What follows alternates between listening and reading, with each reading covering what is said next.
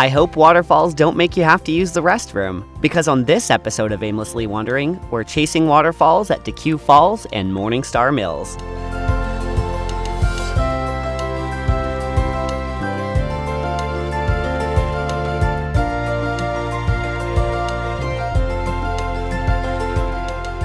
Put on your hiking shoes and sunglasses. Episode 14 starts now. Morningstar Mill is a picturesque heritage site located in St. Catharines, Ontario. It is a popular picnic, hiking, and historical destination for residents of the Niagara region and visitors alike. The mill was owned by Wilson Morningstar and was operational from 1883 until 1933. We'll touch more on the history of the mill a little further on in the episode. Morningstar Mill is located next to DeCew Falls, one of the 3 waterfalls in the park situated along the Lower Secord Trail. There are a few different ways to get to the waterfalls, some of which are easier than others. But in that it was only my second time to the falls, I only knew of the harder way to get down to the rivers and waterfalls, and that was by a casually placed rope that leads down the Niagara escarpment. The embankment is steep, and I wouldn't suggest it to anyone afraid of heights. In fact, had I known about the easier route to take, I probably would have taken that route instead. But alas, I made it down safely with the thanks of my new hiking shoes.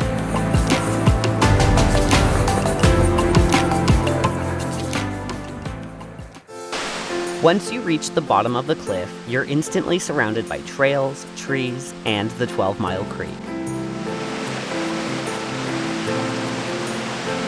It's hard to miss DeCew Falls, and beside it, Faucet Falls.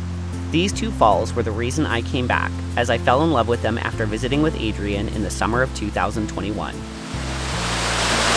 This part isn't really easily accessible, but if you make the hike down here safely, you're rewarded with 2 amazing waterfalls. The one behind me, and then the one over just by the mill. It's a great way to spend the morning.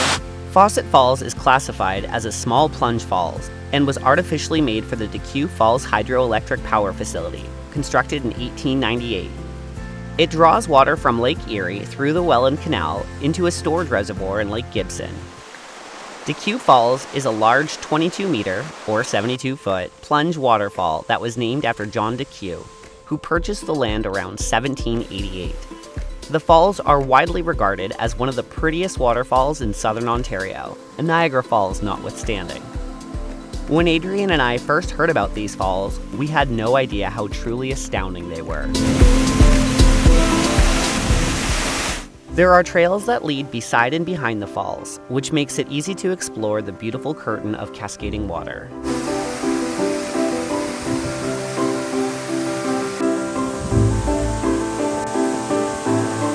The views surrounding the falls are picturesque and peaceful, making this one of my favorite little gems in the region. This is such a beautiful way to start the morning. If you can make the hike, I highly suggest it.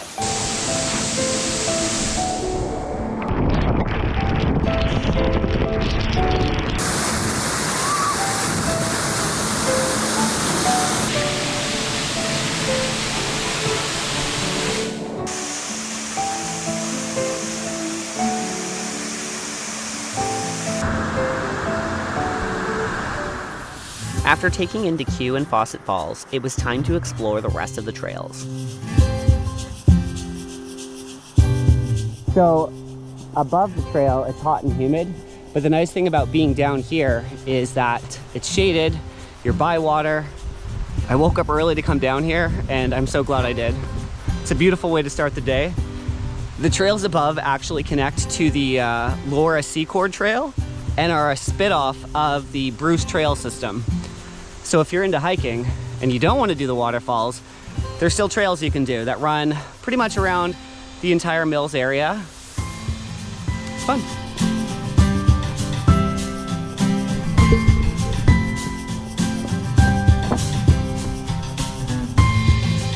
Hiking is fun.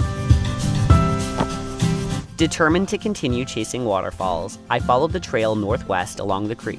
So someone was saying that there's actually a second set of waterfalls down here and an easier way up the trail, so we're gonna find out. On my hike, I met a gentleman by the name of Jackson who let me know about a third set of waterfalls that I had missed on my first visit. So this is only my second time here. We only did a little bit of investigating last time we came, but this time I was talking to some people that I met down by the waterfall, and they said that in addition to the two we just saw, there's a third one. I think I just stumbled upon it.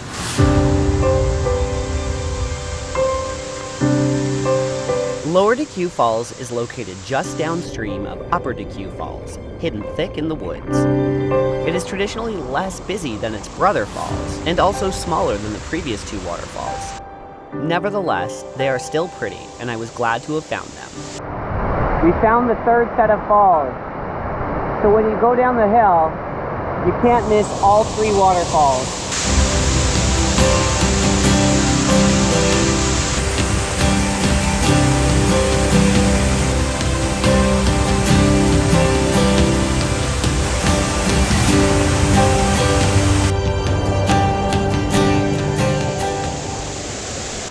So now that we're done chasing waterfalls, we're gonna go back up and check out the museum. My next stop was the Morningstar Mill.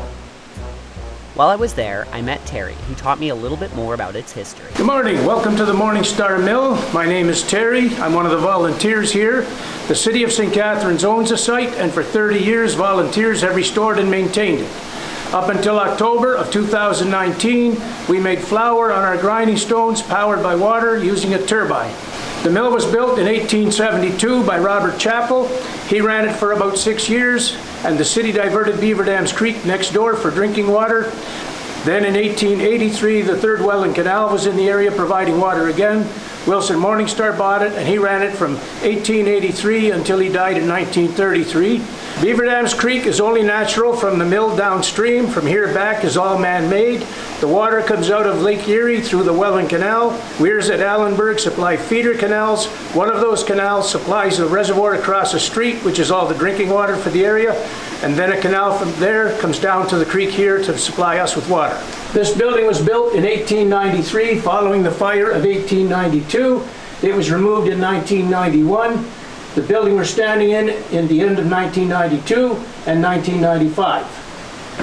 Also 1991. No floor down there and not much else. And last question, why should somebody come and check out Morningstar Mills? It's an historic gem, and you get a free tour. After exploring the mill, it was time to check out the Morningstar family home. The Morningstar home was built around 1895 by two carpenters from Thorold, Ontario, using lumber from Wilson's sawmill.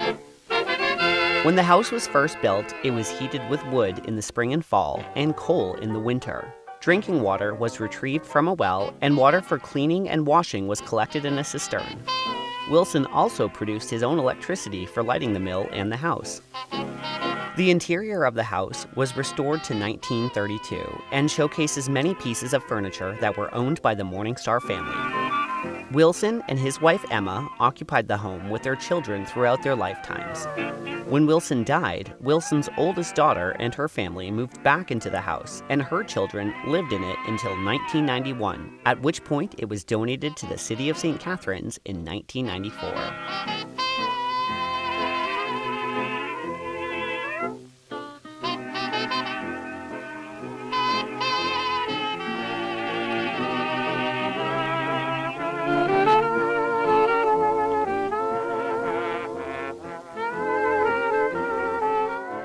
The house features scalloped clapboard siding and ball and spindle gingerbread.